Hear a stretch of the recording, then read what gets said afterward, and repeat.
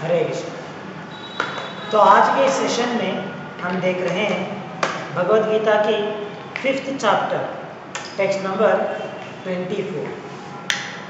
तो आज के श्लोक में भी भगवान एक ज्ञानी या एक शुद्ध भक्त उनके लक्षणों को या सिम्टम्स यहाँ पे भगवान समझाते हैं। तो जैसे हमने देखा था पिछले श्लोक में भी भगवान ने समझाया था कि किस प्रकार से भौतिक संसार में, इस भौतिक शरीर में रहते समय अगर हम हमारे शरीर के वेग या अर्जस को कंट्रोल कर सकेंगे तो इस प्रकार से अपने इंद्रियों को कंट्रोल करते हुए अपने इच्छाओं को और साथ में अपनी गुस्सा, एंगर, इन सभी को अगर हम कंट्रोल करते जाएंगे तो वो व्यक्ति एक परफेक्ट योगी कहलाता है और साथ ही साथ वो भौतिक संसार में आनंद भरी सुख से जीवन बिता सकता है। तो इसी प्रकार आज के श्लोक में भी भगवान एक सच्चे योगी के बारे में समझा रहे हैं। एक सच्चा योगी किस प्रकार से उनकी आनंद, किस प्रकार से उनकी गतिविधि, एक्टिविटीज, किस प्रकार से उनका गोल क्या होता है, ये सभी विचार आज के श्लोक में भगवान समझा रहे हैं। तो इस श्लोक में भगवान कहते हैं यो अंत सुख अंतराराम। अंत सुख मतलब हैप्पीनेस फ्रॉम विदिन। तो इस श्लोक में देख सकते हैं यहाँ पे भगवान 4 विषय यहाँ पे समझा रहे हैं। तो एक योगी, एक सही योगी कौन है? जो अंतर सुख मतलब one who finds happiness within himself, जो अपनी भीतर आत्मतुष्टि या संतृप्ति को प्राप्त करता है, उसे यहाँ पे योगी का दर्जा या योगी कहा जा रहा है। तो आज के सेशन में हम चारों विषयों को थोड़ा समझने का प्रयास करेंगे। जैसे एक व्यक्ति जो भौतिकवादी है, जिन्हें अपने अस्तित्व के बारे में ज्ञान नहीं है, वो सोचता है कि मैं शरीर हूँ या शरीर ही में मैं हूँ, इस प्रकार से जिनका विचार होता है वो अपने सुख के लिए क्या करते हैं? अन्य वस्तु के ऊपर निर्भर रहते हैं। चाहे वो अन्य वस्तु के ऊपर हो सकता है या नहीं तो अन्य जीवियों के ऊपर वो निर्भर रहते हैं हमेशा।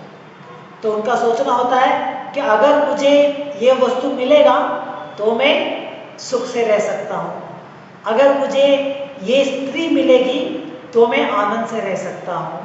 तो इस प्रकार से उन्हें अपनी हैप्पीनेस, अपना सुख दूसरे वस्तु के ऊपर या दूसरे जीवियों के ऊपर निर्भर करता है। तो सामान्य अगर हम देखेंगे तो majority of our society have this understanding. इसीलिए लोगों को देखते हैं, लोग इतना प्रयास करते हैं, कमाई करते हैं, धन को संपत्ति कर रहे हैं। क्यों? क्योंकि चीज़ों को खरीदने के लिए, ताकि उन्हें जो भी अच्छा लगता है वो सब कुछ वो प्रोसेस कर सके। तो इसीलिए उनका विचार क्या होता है? ताकि उस प्रकार से वो सुख ले सकते हैं, आनंद ले सकते हैं। जैसे कभी कभी क्या होता है, हम किसी मोटिवेशनल स्पीच में या कहीं पे लोगों की तरफ से कुछ लोग सुनते हैं कि happiness doesn't buy you, money doesn't buy you happiness. तो इस बात से लोग कहते हैं, तो कुछ लोग इसके ऊपर हंसी मजाक करते हुए कहते हैं, अरे ये कैसे पॉसिबल है? अगर कोई कहता है कि money can not buy you happiness, तो आपके अकाउंट में जो भी पैसा है आप मेरे अकाउंट में डाल दो, तो आप देखो तो किस प्रकार से मैं खुशी से रह सकता हूँ, किस प्रकार से मैं हैप्पी रहूँगा। तो इस प्रकार से कुछ लोग इस वाक्य के ऊपर टीका करते हैं या उसका हंसी उड़ाते हैं कि अपने पास धन होने के द्वारा मैं जो भी चीज़ों को खरीद सकता हूँ तो उसके द्वारा मैं खुश रहूँगा या उसके द्वारा मैं हैप्पीनेस को पा सकता हूँ। ये उनका विचार होता है। लेकिन हमने पिछले श्लोकों से ही इस विषय को समझ लिया है कि भौतिक वस्तु के द्वारा हम सुख को प्राप्त नहीं कर सकते।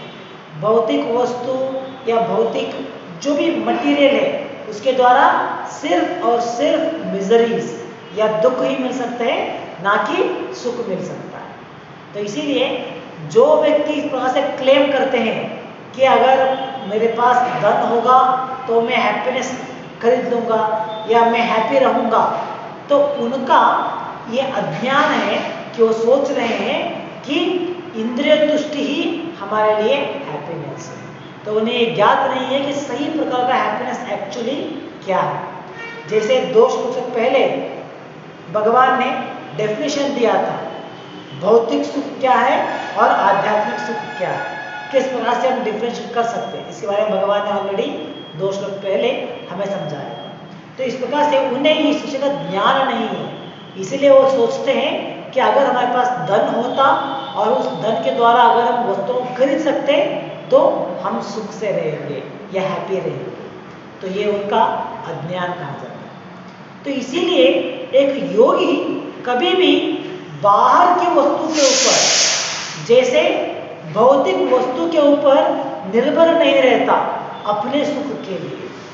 वो ये नहीं सोचता कि मुझे ये वस्तु मिलेगा तो मैं हैप्पी रहूँगा, तो मैं आनंद से रहूँगा, ये नहीं सोचता, क्योंकि उन्हें ज्ञात है कि मेरा आनंद मुझे अपने ही भीतर ढूंढना है। तो इसका एग्जैक्ट मीनिंग क्या है? यहाँ पे भगवान कहते हैं अंत सुखा, अंत सुखा मतलब हैप्पीनेस फ्रॉम विथिन। तो एग्जैक्टली क्या है इसका मतलब?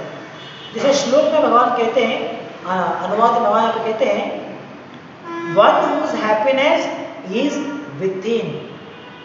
इसका मतलब है कि एक योगी अपने शरीर के स्तर पे आनंद को पाने का प्रयास नहीं करता, बल्कि अपने शरीर के अंदर मतलब आत्मा के स्तर पे वो हैप्पीनेस को पाने का प्रयास करता है। तो आत्मा के स्तर पे हैप्पीनेस पाना, इसे यहाँ पे भगवान कहते हैं one whose happiness is within, अपने ही भीतर संतुष्टि या सुख को प्राप्त करता है।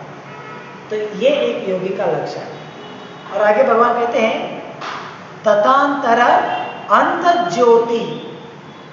तथांतर अंत ज्योति मतलब क्या है?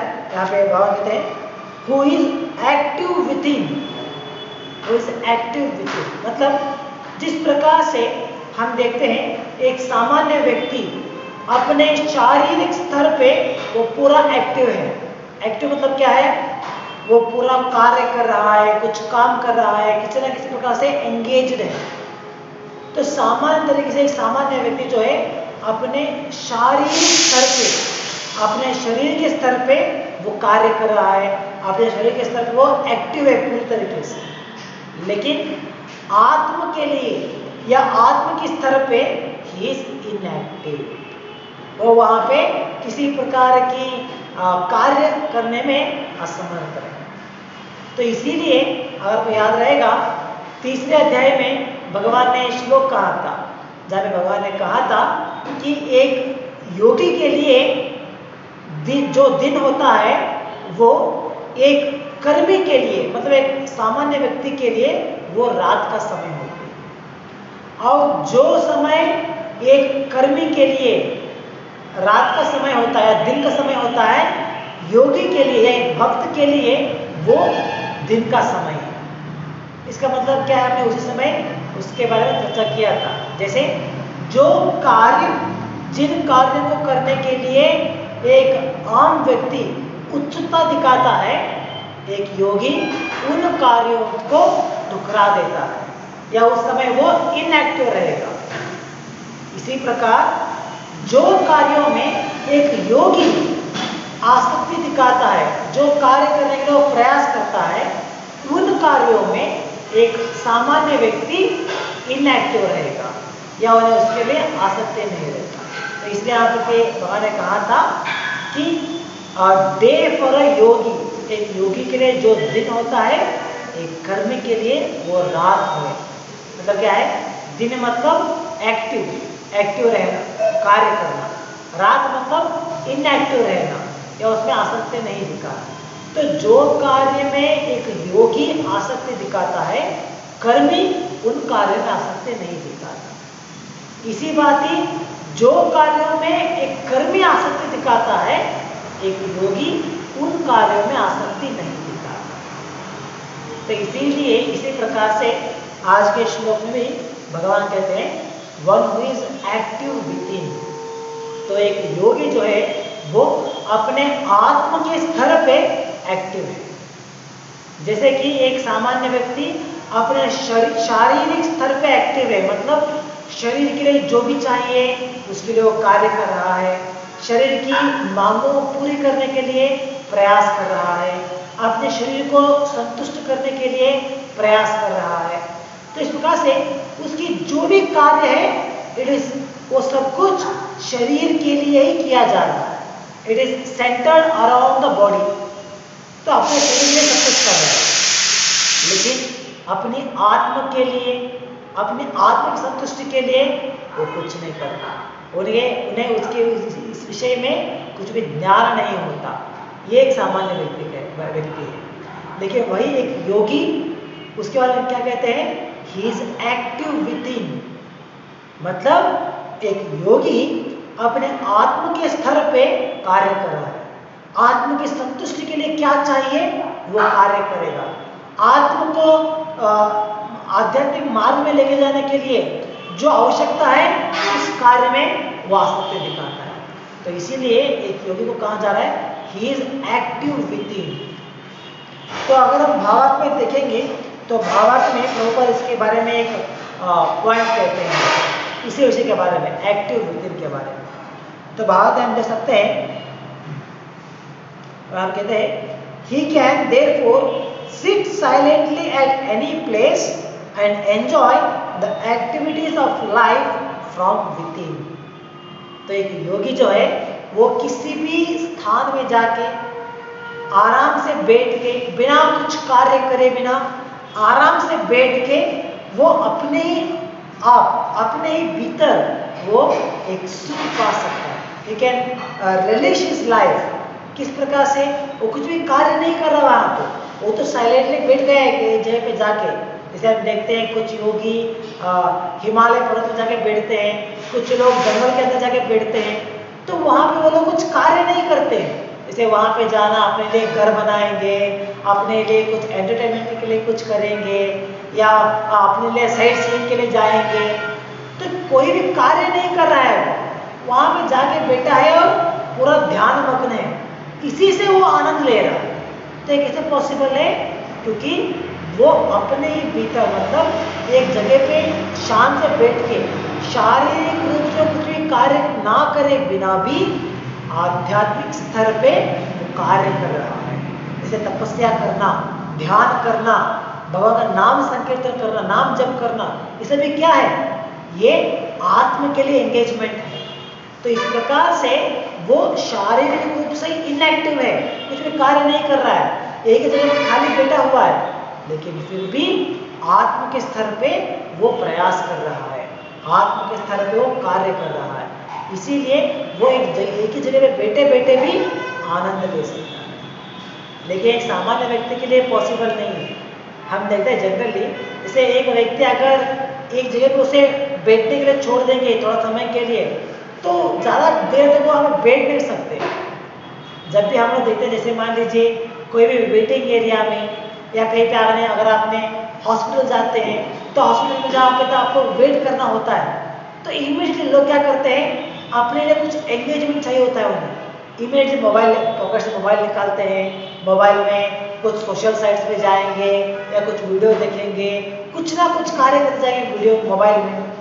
अगर मान लीजिए किसी के पास मोबाइल नहीं है तो उन्हें कुछ वेट करना पड़ रहा है, तो क्या करेंगे, यहाँ पे क्या लिखा है वो पढ़ना, वहाँ पे कौन जा रहा है, यहाँ पे कौन आ रहा है, उनके बारे में देखो, इनके बारे में देखो।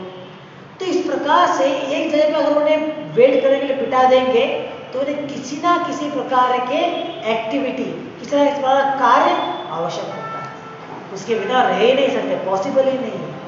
ये तो हमने हमारे पर्सनल एक्सपीरियंस में भी देखा है। जैसे थोड़ा भी समय अगर 5 मिनट वेट करने के लिए किसको बोल दो, तो देखिए इमीडिएटली उनका नेक्स्ट एक्टिविटी रहेगा, अपने जेब से मोबाइल निकालेंगे और उसमें मग्न हो जाएंगे। और जब तक उनके हाथ में मोबाइल है तो 5 मिनट, 1 घंटा, आधा घंटा आराम से वेट कर सकते हैं, क्योंकि ऑलरेडी मोबाइल है और कुछ वहाँ पे एंगेज है ऑलरेडी, कुछ वीडियो देखते हुए सोशल मीडियाज पे ऑलरेडी वो एंगेज है। लेकिन बिना किसी वस्तु के बिना चुप से एक जगह बैठना है आपको और बैठ के इंतजार करना है, तो लोगों को इतना मुश्किल लगता है। इसलिए कहते हैं ना कि जब हम लोग वेट करते हैं, किसी का इंतजार करते हैं, तो उस समय हर एक क्षण भी इतना लंबा दिखता है। अगर मान लीजिए अगर आपने कैब बुक किया है, तो कैब आने के लिए आपके पास 10 मिनट का समय है, 10 मिनट में कैब आने वाला है। लेकिन अगर आप रास्ते में खड़े होके उसके लिए वेट करेंगे तो आपको 10 मिनट इतना लंबा समय लगेगा। क्यों? जब आप वेट करते तो आपको लगता है कि कुछ और एक्टिविटी नहीं है, आप कब आएगा, 2 मिनट हो गया, 3 मिनट हो गया, आपको इतना लंबा समय लगता है। लेकिन वही जो व्यक्ति आ रहा है उसको लगता है इसे 10 मिनट गया है ना, हमें 2 मिनट में आ गया यहाँ पे। तो इस प्रकार से हम देख सकते हैं, हमारे एक्सपीरियंस है कि जब भी वेट करने के लिए लगाते हैं तो हमें कुछ ना कुछ एक्टिविटी चाहिए होती है, नहीं तो बहुत मुश्किल है वेट करना। लेकिन एक योगी किसी भी प्रकार के शारीरिक एंगेजमेंट ना रहते हुए फिर भी वो आराम से सुख पा सकते हैं, क्योंकि वो एक्टिव अपने शारीरिक रूप से नहीं है या शारीरिक स्तर पे वो एक्टिव नहीं है, बल्कि अपने आत्म के स्तर पे वो एक्टिव है। जैसे उन्हें आत्म की संतुष्टि के लिए या आध्यात्मिक मार्ग में आगे जाने के लिए क्या करना है, तो कंटिन्यूसली कर रहे हैं। जैसे एक डिवोट्स को अगर कोई कहेगा कि आप 10 मिनट वेट कीजिए, तो इवन लोग क्या करते हैं, दे विल स्टार्ट चैंटिंग और दे विल स्टार्ट रीडिंग और they will start thinking about some topics about Krishna, भगवान के बारे में सोचते हुए, या जो उन्होंने क्लास में सुना होगा उसके बारे में सोचते हुए। तो इस प्रकार से आत्म के स्तर पे कार्य करते हैं। तो ये एक योगी का लक्षण होता है, he is active with in. शारीरिक रूप से वो एक्टिव नहीं होंगे, लेकिन फिर भी आत्म के स्तर पे वो एक्टिव है। साथ में आगे भगवान कहते हैं, who rejoice with in, who rejoice with in. जैसे सेलिब्रेशन या रिजॉय, रिजॉय मतलब क्या है, उत्सुकता होना, आनंदित होना, सेलिब्रेट करना, रिजॉइस। तो जब आत्म के स्तर पे वो इस प्रकार से कार्य कर रहे हैं, जैसे पिछले शब्द में भगवान ने कहा कि इज एक्टिव विद इन, तो जब एक योगी आत्म के स्तर पे वो कार्य कर रहा है तो उसका इमीडिएट रिजल्ट भी मिलता है ना। तो उसका रिजल्ट क्या होता है, ही रिजॉइस विद इन। उन्हें अपने संतुष्टि के लिए कुछ और करना है, अपने एंटरटेनमेंट के लिए कुछ और कार्य करना है, जरूरी नहीं। क्योंकि वो आत्म के स्तर पे एक्टिव है तो ऑटोमेटिकली ही रिजॉइस, एक प्रकार का ब्लिस, एक प्रकार का आनंद ऑलरेडी उन्हें मिल रहा है। तो जैसे हम लोगों को कुछ एंटरटेनमेंट के लिए कुछ ना कुछ आवश्यकता होती है ना, जैसे कुछ लोग टीवी देखते हैं, कुछ लोग मूवीज देखते हैं, कुछ लोग साइट सीइंग के लिए जाते हैं। उद्देश्य क्या है, उद्देश्य है अपनी एंजॉयमेंट या एंटरटेनमेंट के लिए। लेकिन एक योगी के लिए इस प्रकार का एंटरटेनमेंट का जरूरत नहीं होता है। वो जब आत्म के स्तर पे वो कार्य कर रहे हैं तो ऑटोमेटिकली ही रिजॉइस। हम लोगों के लिए रिजॉय करने के लिए कुछ ना कुछ चाहिए, हमें कुछ ना कुछ साधन चाहिए, लेकिन एक योगी के लिए आवश्यकता नहीं होता, ही रिजॉइस विद हिम। तो जैसे दूसरे पॉइंट में भगवान ने कहा कि वो शारीरिक आत्म के स्तर पे एक्टिव रहते हैं, तो उसका रिजल्ट यही होता है कि वो आत्म के स्तर पे रिजॉइस या हैप्पीनेस पा रहे हैं। और आगे भगवान कहते हैं is illuminated with in. Illuminated मतलब हम कह सकते हैं जैसे प्रकाशमान, अगर आप इसका वर्ड टू वर्ड मीनिंग लेंगे। लेकिन यहाँ पे इल्यूमिनेशन मतलब क्या है, साक्षात्कार। जैसे कभी कभी हम लोग देखते हैं ना, कुछ टीवीज में एक व्यक्ति का साक्षात्कार किस प्रकार से दिखाते हैं, उसके सर के पीछे बड़ा चक्र लगा रहता है, जैसे उनके शरीर से रेडिएशन आ रहा है, तो इसका मतलब क्या है, हाँ उन्होंने साक्षात्कार पा लिया। तो ये एक दिखाने का तरीका है। तो इसी प्रकार यहाँ पे शब्द का उपयोग किया जा रहा है, he who is illumined with in, मतलब जिन्होंने आत्म साक्षात्कार पा लिया है, तो ये उन्हें एक योगी कहा जाता है। तो एक योगी अपने आनंद के लिए वो किसी भी वस्तु के ऊपर निर्भर नहीं होता, वो अपने ही आप, अपने ही भीतर आत्म के स्तर पे वो आनंद पाता है।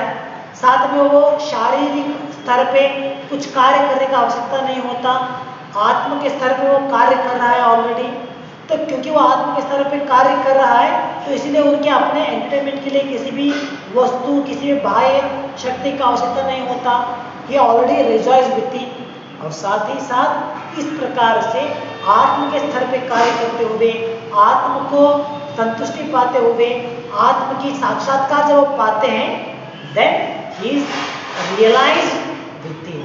तो जो साक्षात्कार, जो आध्यात्मिक विचार है, भगवान के बारे में विचार है, ये सभी साक्षात्कार विद इन अपने आप अंदर मिल जाता है। इसीलिए प्रभुपाद कहते थे, अगर मान लीजिए एक व्यक्ति को भूख लग रहा है, तो अगर उसे अपना भूख मिटा है या नहीं, ये कैसे मालूम पड़ेगा? कोई भी किसी साधना के द्वारा, किसी साधन के द्वारा या किसी प्रकार की इंस्ट्रूमेंट के द्वारा चेक नहीं कर सकते कि हाँ इसका भूख जो है अभी 50% बढ़ गया है या अभी 70% बढ़ गया है, कोई चेक नहीं कर सकता। लेकिन जैसे वो व्यक्ति आहार सेवन करता जाएगा, तो अपने आप से मालूम पड़ जाता है कि हाँ मेरा भूख मिट गया है। तो इसी प्रकार हमारी साक्षात्कार भी, हमने कितना साक्षात्कार पाया है, इसे कोई दूसरा व्यक्ति जज नहीं कर सकता, कोई दूसरा व्यक्ति इसे माप नहीं सकता कि इतना परसेंटेज या इतना हद तक आपने साक्षात्कार पाया है। नहीं, अवर रियलाइजेशन इज विद इन। हमारा जो आत्म साक्षात्कार है वो अंदर ही हो जाता है। तो जैसे हम आत्म के स्तर पे सभी कुछ कार्य करते हैं, आत्म के स्तर पे आनंद ले रहे हैं, ये सब कुछ कर रहे हैं, तो ऑटोमेटिकली हमें रियलाइजेशन भी विद इन चालू होता है। तो इसीलिए प्रभुपाद कहते थे इसके बारे में, इसे आचार्य गुरु के लिए जब हम प्रणाम मंत्र कहते हैं, तो आप कहा था है दिव्य ज्ञान हृदय प्रकाशित। तो गुरु एक ऐसा भक्त है जिनके आशीर्वाद के द्वारा या जिनकी कृपा के द्वारा हमें दिव्य ज्ञान मिलता है। दिव्य ज्ञान कहाँ से मिलता है? With in. दिव्य ज्ञान हृदय प्रकाशित, हृदय के द्वारा वो दिव्य ज्ञान प्रकाश हो रहा है। तो इस प्रकार इस श्लोक में भगवान कहते हैं he who is illumined with in, जिन्होंने अपने ही भीतर आत्म साक्षात्कार पा लिया है। तो इस प्रकार के व्यक्ति को भगवान कहते हैं is actually the perfect mistake. Mistake मतलब योगी। तो इस प्रकार से जो आत्म के स्तर पे सभी कार्य कर रहा है, उन्हें यहाँ पे योगी कहा जा रहा है। तो हम देखते हैं भावार्थ में प्रभुपाद कहते हैं कि जब तक, जैसे आज के श्लोक में भगवान ने इतना विषय समझाया, इस प्रकार से उन्हें आत्म के स्तर पे हैप्पीनेस पाना है, आत्म के स्तर पे कार्य करना है सब कुछ। तो भावार्थ में प्रभुपाद कहते हैं कि जब तक हम अपने शारीरिक रूप से या शारीरिक स्तर पे मिलने वाला सुख को त्याग नहीं देते, तब तक हम आत्म के स्तर पे मिलने वाला सुख को एंजॉय नहीं कर सकते। इसके लिए अगर हम याद रहेगा तो दूसरे अध्याय में भगवान ने एक एग्जाम्पल दिया था, जैसे higher taste and lower taste. तो अगर हमें हायर टेस्ट पाना है, या सॉरी अगर हमें लोअर टेस्ट को छोड़ना है, तो हायर टेस्ट को एक्सपीरियंस करते हुए हम लोअर टेस्ट को आसानी से छोड़ सकते हैं। तो ये लोअर टेस्ट को छोड़ने का एक सही तरीका है। इसे मान लीजिए एग्जाम्पल के लिए हमने दिया था, अगर एक व्यक्ति को स्मोकिंग या कुछ ड्रिंक्स इसमें आनंद मिल रहा है, और अगर वो इन वस्तुओं को छोड़ना चाहते हैं, त्याग करना चाहते हैं, तो उन्हें क्या करना होगा? उन्हें हायर टेस्ट पाना होगा, आध्यात्मिक सुख के लिए प्रयास करना होगा। और जैसे उन्हें आध्यात्मिक सुख मिलता है, तो ऑटोमेटिकली ये बॉडी सुख जो है वो आराम से छोड़ सकते हैं, त्याग कर सकते हैं। इसीलिए भावार्थ के प्रारंभ में प्रभुपाद यहाँ पे कहते हैं unless one is able to release happiness from within, how can one retire from the external engagements meant for deriving superficial happiness. तो जब तक हमें ये हायर टेस्ट नहीं मिलता, जब तक हम ये हायर टेस्ट को टेस्ट नहीं करते, तब तक हम इस लोअर टेस्ट को छोड़ने के लिए पॉसिबल नहीं है। तो जब तक हम आत्म के स्तर पे आनंद को टेस्ट नहीं करेंगे, तब तक हम इस शारीरिक रूप से जो सुख है, शारीरिक रूप का जो आनंद है, उसे छोड़ नहीं सकते। तो इसीलिए यहाँ पे कहा जा रहा है कि we have to taste, we have to go for a higher taste, then automatically we will give up lower taste. इसके लिए और एग्जाम्पल हम दे सकते हैं। जैसे मान लीजिए अगर एक व्यक्ति को स्वीट्स खाने का बहुत पसंद है, बहुत उसे पसंद है कि स्वीट खाना, अगर आप उसे हर दिन एक लड्डू खिलाते जाएंगे, हर दिन एक एक लड्डू, तो आनंद से खाता जाएगा और थोड़ा समय होने के बाद he become addicted to the sweet, he become addicted to the laddu. तो अगर आप उसे सडनली कहोगे कि अरे आपको कल से लड्डू नहीं मिलेगा, आपको लड्डू छोड़ना पड़ेगा, तो क्या होगा? बहुत मुश्किल लगता है। वो लड्डू छोड़ देगा और एक दिन छोड़ेगा, 2 दिन छोड़ेगा, तीसरा दिन पुनः उससे क्रेव चालू होता है, अरे मुझे लड्डू खाना है, क्योंकि उन्होंने वो लड्डू तो छोड़ दिया है, तो उसके बदले में कुछ भी हायर टेस्ट नहीं मिला है। लेकिन उसके बदले अगर आप उन्हें कहेंगे कि आपको इतने दिन आपने लड्डू खाया है, अभी आपको लड्डू छोड़ देना है और उसके बदले आपको रसगुल्ला खाना है, तो बहुत ही आसानी से वो लड्डू को त्याग कर देगा। हाँ, लड्डू में छोड़ दूंगा, क्यों? क्योंकि मुझे रसगुल्ला मिल रहा है। So comparatively it is a higher taste. तो इस प्रकार से जब हमें आध्यात्मिक सुख मिलता है या आध्यात्मिक स्तर पे हम सुख को पाते हैं, तो ऑटोमेटिकली या बहुत ही आसानी से इस शारीरिक सुख को हम त्याग कर सकते हैं। तो प्रभुपाद कहते हैं a liberated person enjoys happiness by factual experience। तो इस प्रकार से एक योगी जो है, जो नित्य मुक्ता कहा जाता है, एवर लिबरेटेड पर्सनालिटी, तो वो भी आनंद को पा रहे हैं, सुख पा रहे हैं, लेकिन किस प्रकार से? शारीरिक रूप से नहीं, बल्कि आत्म के स्तर पे। तो इसलिए he can therefore sit silently at any place and enjoy the activities of life from within। तो इसीलिए वो किसी भी स्थान में आराम से बैठ के शारीरिक रूप से कुछ भी कार्य ना करते हुए भी फिर भी आनंद ले सकते हैं, क्योंकि वो आध्यात्मिक स्तर पे या आत्म के स्तर पे कार्य करते हैं। Such a liberated person no longer desires external material happiness। तो एक बार हमें ये हायर टेस्ट मिल जाता है, तो हम कभी भी लो टेस्ट के लिए हैंकर नहीं करते।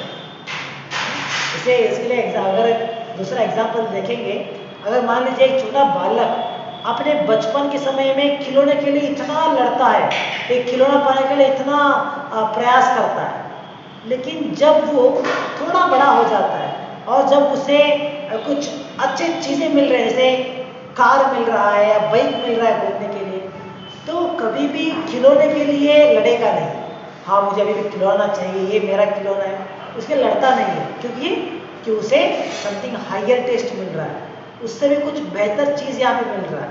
तो जब एक खिलौने से बेहतर चीज़ उसे मिल रहा है, तो पुनः खिलौने के लिए लड़ेगा नहीं, एक खिलौने के लिए भागेगा नहीं। तो इसी प्रकार जैसे एक जीवात्मा इतने सालों साल या इतने योनियों तक, इतने जन्म जन्मांतर तक हमने शारीरिक रूप से या शारीरिक स्तर पे आनंद को पाया है, और जैसे ही हमें इसके अलावा आध्यात्मिक सुख मिल रहा है और जब हमने उसका एक्सपीरियंस किया है, तो पुनः हम शारीरिक सुख के लिए हैंकर नहीं करते। जैसे हमें हायर एक्सपीरियंस होता है, तो लोअर एक्सपीरियंस जो है या लोअर टेस्ट जो है ऑटोमेटिकली हम छोड़ देते, उसके लिए हम लोग एंडेवर नहीं करते। So this state is called Brahmabhutha, attaining which one is assured of going back to Godhead, back to God। तो इस प्रकार ये जो स्तर है, ये जो प्लेटफॉर्म है, जहाँ पे हम आध्यात्मिक स्तर पे एंजॉय कर रहे हैं, आध्यात्मिक स्तर पे हैप्पीनेस को पा रहे हैं और उस स्टेज में आने के बाद हम अपने शारीरिक रूप के एंजॉयमेंट को त्याग देंगे या उसके लिए हैंकरिंग नहीं करते, तो इस स्टेज को क्या कहा जाता है? ब्रह्मभूता। तो इसलिए भगवान और एक श्लोक में उल्लेख करते हैं, ब्रह्मभूता प्रसन्नात्मा न शोचति न कांक्षति। तो भगवान कहते हैं कि जब एक जीव इस ब्रह्मभूता प्लेटफॉर्म पे आ जाते हैं, इस ब्रह्मभूता स्टेज पे आ जाते हैं, तो क्या करते हैं? न शोचति। न शोचति मतलब शोक मनाना, शोक मनाना या कुछ भी लैमेंटेशन। तो इस ब्रह्मभूता स्टेज में आने के बाद एक व्यक्ति या एक सेज वो क्या करते हैं? किसी भी वस्तु के लिए शोक नहीं मनाते। अरे मुझे ये नहीं मिला, अरे मेरा ये खो गया, ये मेरे से छीन गया, तो कभी शोक नहीं मनाते क्योंकि वो आध्यात्मिक स्तर पे है। He is on the platform of ब्रह्मभूता। दैट इज वाई न शोचति, वो कुछ भी लैमेंटेशन नहीं करते। साथ ही साथ न कांक्षति। कांक्षति मतलब आकांक्षा, डिजायर रखना, जो जहाँ ये चाहिए, मुझे वो चाहिए, मुझे ये पाना है, इसे कहते हैं आकांक्षा। तो एक ब्रह्मभूता स्टेज पे आने के बाद न कांक्षति, किसी भी प्रकार का डिजायर नहीं रहेगा, किसी भी प्रकार की भौतिक इच्छा नहीं होती। तो ये इसे कहा जाता है ब्रह्मभूता स्टेज। तो इसलिए यहाँ पे भगवान कहते हैं कि इस प्रकार से जब हम एक योगी बनते हुए इस स्थान में पहुंच जाते हैं, ब्रह्मभूता स्टेज में जब हम पहुंच जाते हैं, तो उसके द्वारा क्या होता है? हम किसी भी प्रकार की भौतिक वस्तु के लिए लैमेंट भी नहीं करते और उसे पाने के लिए आकांक्षा भी नहीं करते। तो इस प्रकार से हम भगवान के धाम को जाने के लिए एलिजिबल हो जाते हैं। भगवान के धाम को जाना मतलब लिबरेशन, मुक्ति पाना। तो इसके लिए हम एलिजिबल हो जाते हैं। तो ये एक योगी का लक्षण होता है। तो जैसे हमने देखा आज के श्लोक में भगवान समझाया कि किस प्रकार से एक योगी अपने शारीरिक स्तर पे वो कुछ भी नहीं करता, ना ही वो सुख को पा रहा है शारीरिक स्तर पे, ना ही वो कार्य कर रहा है शारीरिक स्तर पे, ना ही वो रेजॉइस कर रहा है या साक्षात्कार कर रहा है, बल्कि वो सब कुछ आत्म के स्तर पे कर रहा है, विद इन। और हमने देखा इस श्लोक में भगवान सबका अंतरात्मा, अंतसुखी, एवरीथिंग इज विद इन। तो आत्म के स्तर पे ही वो सभी प्रकार के कार्य करेगा। तो इसीलिए उन्हें एक योगी कहा जाता है। तो जब हम इस विषय को समझते हुए हम भी इस मार्ग में जाएंगे, then we can be happy from within. बाह्य शरीर में या बाहर रूप से कुछ भी मिले या ना मिले, फिर भी हम आनंद से रह सकते हैं, हैप्पीनेस रह सकते हैं। तो ये पॉसिबल होगा जब हम आत्म के स्तर पे कार्य करना प्रारंभ करते हैं। इसके लिए प्रभुपाद एक छोटी सी कहानी सुनाते हैं, तो उस कहानी के द्वारा हम आज का सेशन एंड करेंगे।